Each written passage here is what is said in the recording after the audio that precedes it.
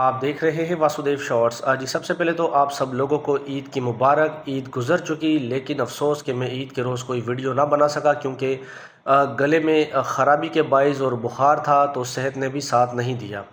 تو خبریں آج آپ کو ہم بتاتے ہیں۔ خبریں تو وہی ہیں کہ ایک تو عمران خان صاحب کے حوالے سے، کیونکہ سیاست ساری پاکستان کی عمران خان صاحب کے ارد گرد ہی گھومتی ہے۔ عمران خان کو 3 سال اڈیالہ جیل میں ہو گئے ہیں، اور اس بار بھی ان کو عید کی نماز جو ہے وہ نہیں پڑھنے دی گئی۔ افسوس کی بات ہے، سابق وزیر اعظم ہے، ان کی اہلیہ سے بھی ان کی ملاقات نہیں کرائی گئی، اور اس کے علاوہ عید کی نماز بھی وہ نہ پڑھ سکے، اور انہوں نے اکیلے ہی اپنے سیل میں یہ سب کچھ دن جو ہے عید کا وہ گزارا۔